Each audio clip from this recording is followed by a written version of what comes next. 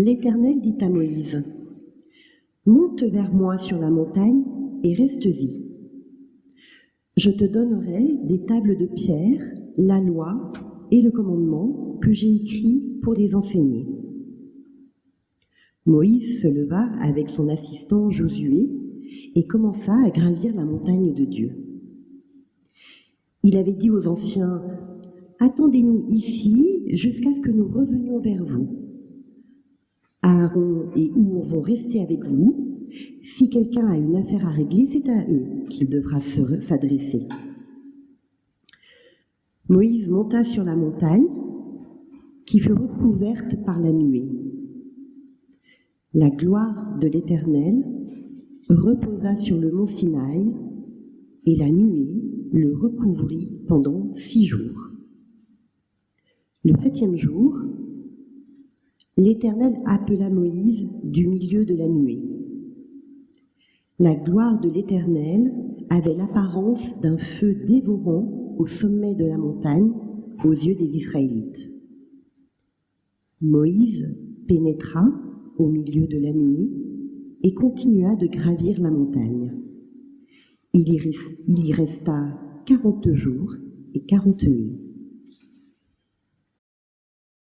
6 jours après, Jésus prit avec lui Pierre, Jacques et son frère Jean, et il les conduisit à l'écart sur une haute montagne. Il fut transfiguré devant eux, son visage resplendit comme le soleil, et ses vêtements devinrent blancs comme la lumière. Et voici que Moïse et Élie leur apparurent.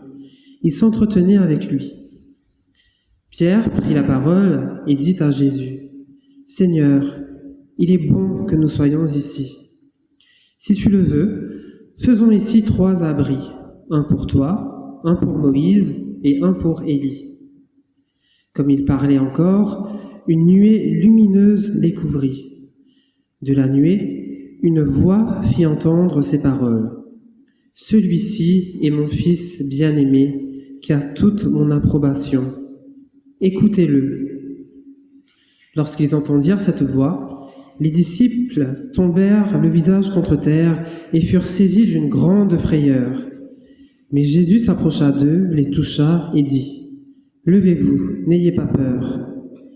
Ils levèrent les yeux et ne virent plus que Jésus seul. Comme ils descendaient de la montagne, Jésus leur donna cet ordre : Ne parlez à personne de ce que vous avez vu jusqu'à ce que le Fils de l'homme soit ressuscité. Ce qui m'a surpris en relisant ce récit de l'évangile de Matthieu, c'est la crainte que les 3 disciples éprouvent. Je cite le verset 6. « Les disciples tombèrent face contre terre, saisis d'une grande crainte. » Mais quelle est donc cette peur qui les saisit, cette frayeur qui s'empare d'eux? La peur est un sentiment inhérent à la condition humaine. Qui n'a jamais eu peur? Personne ne pourrait affirmer ça. Le philosophe Thomas Hobbes, lorsqu'il évoquait sa naissance en pleine guerre civile, racontait avec humour que sa mère avait enfanté 2 enfants, lui et la peur. Certes, la peur est utile.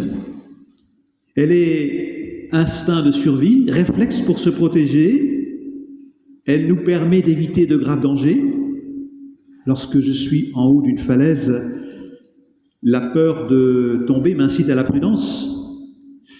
Ou bien lorsqu'une voiture roule à toute allure, la peur d'être écrasé me pousse à me mettre à l'écart de son chemin. Mais il y a une autre sorte de peur. C'est la crainte d'être dépassé par les événements. La peur de ne rien maîtriser. La peur d'échouer face à un phénomène imprévu qui dépasse notre entendement. Cela peut être une catastrophe tragique, inattendue. Ou bien au contraire, cela peut être un événement heureux que l'on n'a pas vu venir, qui nous place devant un mystère. Et l'incompréhensible déstabilise. L'inconnu suscite crainte et fébrilité aussi.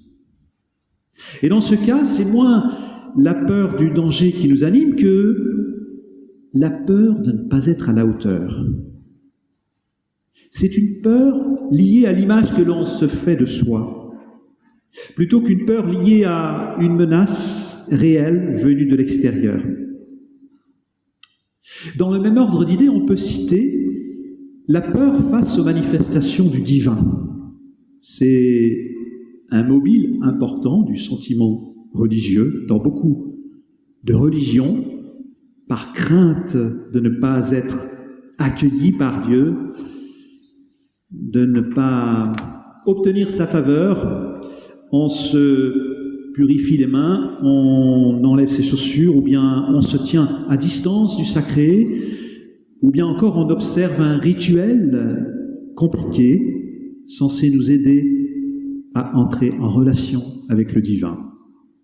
Et alors c'est le sentiment d'indignité qui nous anime, peut-être parfois aussi la superstition face aux nombreux mystères qui jalonnent notre chemin. On se prémunit, on se rassure dans une pratique codifiée. Mais alors ici, dans ce récit de la transfiguration, de quelle crainte s'agit-il ? Quelle est cette peur qui pousse les 3 disciples à se jeter face contre terre ? Alors sans doute, il y a plusieurs sentiments qui s'entremêlent. Il y a la conscience, certainement la conscience d'être devant un plus grand que soi. Donc face à un mystère qui les dépasse. C'est ce que Matthieu met en scène avec la transfiguration de Jésus, que l'on peut appeler aussi la métamorphose. Que signifie cette vision de la métamorphose de Jésus ? Eh bien, je crois que cela signifie que Jésus est beaucoup plus que ce que l'on voit de lui.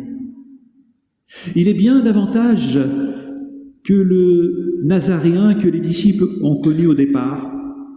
Il est davantage que le fils de Joseph, le charpentier et de Marie. Il est beaucoup plus que lui-même. On pourrait dire qu'il est la récapitulation de Moïse et de tous les prophètes qui l'ont précédé. Il est, pourrait-on dire, la révélation même de Dieu. Et alors oui, cette découverte, lorsqu'on l'a fait, cette découverte génère un sentiment de crainte et d'indignité aussi. Un peu à la manière du père de l'enfant sourd-muet qui dit à Jésus « Seigneur, viens au secours de mon manque de foi ». Ou bien à la manière du centurion qui dit à Jésus « Je ne suis pas digne de te recevoir, mais dis seulement une parole et je serai guéri ». Je pense encore à Pierre dans un autre récit. Pierre qui, dans la barque remplie de poissons après une pêche abondante, tombe à genoux devant Jésus en lui disant « Éloigne-toi de moi, Seigneur, car je suis un homme pécheur. » Et quand il dit un homme pécheur, là, c'est pas seulement un homme qui pêche à la ligne ou au filet, mais un homme pécheur parce qu'il se sent avec quelque chose qui le sépare de Dieu. Ainsi, voici notre Pierre qui est tout à la fois plein d'admiration, de vénération pour ce Jésus capable d'agir ainsi, mais aussi avec ce sentiment d'être indigne devant lui, indigne de lui. Et pour en revenir au récit de la transfiguration, je relève qu'au départ, Pierre veut prendre la conduite des événements. Il cherche à prendre la maîtrise de ce qui se passe. Et c'est pour cela qu'il déclare à Jésus, avec une certaine assurance, « Il est bon que nous soyons ici, plantons 3 tentes. » Plantons 3 tentes. Et puis, quelques instants plus tard, que s'est-il passé ? Avec les autres disciples, il est saisi de frayeur et tombe face contre terre. Et devant cette crainte qui s'empare de ses disciples, comment réagit Jésus ? Il supprime toute distance. Il s'approche d'eux. Et même davantage, il les touche de la main. Il leur dit « Levez-vous, n'ayez pas peur ». Ainsi, à la suite des disciples, en Jésus-Christ, nous découvrons la grandeur de Dieu. Mais cette grandeur ne s'exprime pas par une puissance physique ou mentale hors du commun, une puissance qui ferait de Jésus un surhomme sans fragilité, sans faiblesse. Cette grandeur réside dans l'amour qui porte, qui déborde de Jésus, dans cette lumière qui irradie, qui rayonne de lui, tout autour de lui. Cette lumière éclatante qui manifeste l'amour du Père dans le Fils et du Fils dans le Père. Un amour qui est don de soi, don entièrement gratuit, sans condition. Et déjà, dans l'Ancien Testament, beaucoup de récits présentent la crainte de Dieu comme l'expérience d'une rencontre de l'humain avec Dieu. La découverte d'un autre qui entre dans ma vie, qui la bouleverse. Un autre qui est Père, sous le double aspect de sa grandeur et de son amour. Et cet amour inconditionnel, cet amour don de soi, est destiné à chacune et chacun, quel que soit son passé, ses erreurs, quel que soit le sentiment d'indignité qui peut l'habiter parfois. Ainsi, vous le comprenez, cette crainte qui saisit les 3 disciples sur la montagne, face à cette vision de Jésus, Moïse et Élie, ce n'est pas une crainte qui paralyse ou qui tyrannise, ce n'est pas la peur que l'on éprouve face à un pouvoir dominateur, un pouvoir qui écrase, qui empêche d'être soi. En tout cas, si cette peur-là s'est emparée des disciples à un moment donné, Jésus a tout fait pour les en libérer, en s'approchant d'eux, en les touchant par la main.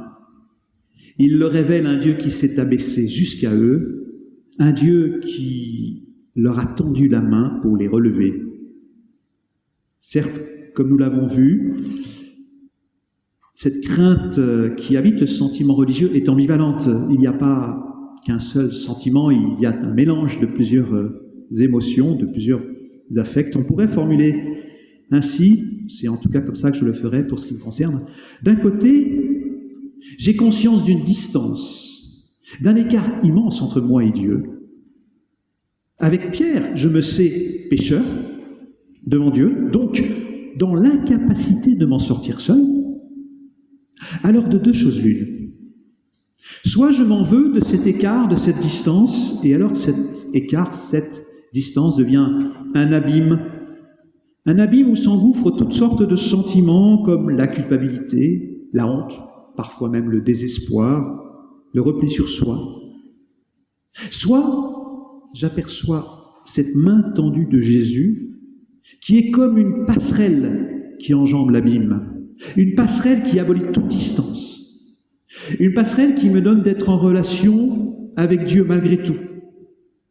Et alors, avec le Père de l'enfant sourd-muet, je prie « Seigneur, viens au secours de mon manque de foi ».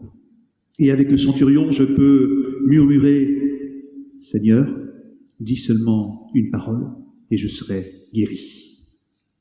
Alors je reçois avec reconnaissance cette parole de grâce que Jésus a révélée et qu'il a reçue le premier.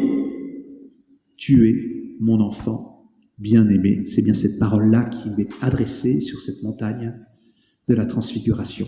Je reçois ce don sans condition, ce pardon qui relève, alors l'abîme de honte et de désespoir qui s'est creusé entre lui et moi est comblé.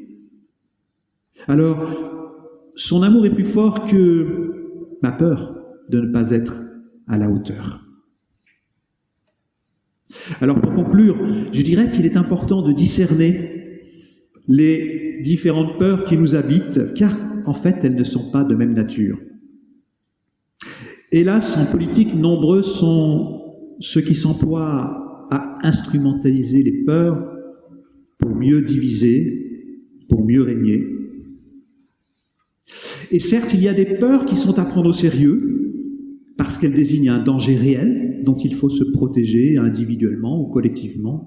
La peur des accidents de la route, la peur de l'utilisation des réseaux sociaux pour les mineurs, la peur d'un bouleversement climatique qui rendrait la vie sur Terre insoutenable, ou encore la peur d'un pouvoir politique qui s'imposerait par la violence armée, comme cela se passe au Minnesota aujourd'hui, contre une communauté noire persécutée. Mais s'il y a des peurs réelles, bien sûr, il y a aussi des peurs fantasmées, largement alimentées par des discours mensongers. La peur de l'étranger, par exemple, ou bien la peur des autres cultures, des autres religions que la nôtre. La peur de l'inconnu, la peur de ce qu'on ne maîtrise pas.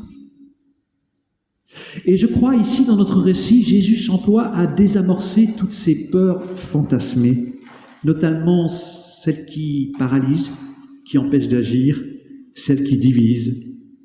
Ainsi, il s'approche de nous comme il l'a fait pour les disciples. Il nous tend la main en nous disant « Levez-vous, n'ayez pas peur ». J'entends aussi dans cette parole un appel à la confiance. Faites confiance en celui qui veut votre bonheur, non votre malheur, en celui qui s'est approché de vous, non pour vous terroriser, mais pour vous aimer, non pour vous dominer, mais pour s'abaisser jusqu'à vous, non pour vous condamner, mais pour vous relever. Et cependant, je crois, Jésus n'abolit pas toutes les craintes. Sans la crainte de Dieu, l'homme pourrait devenir orgueilleux, prétentieux.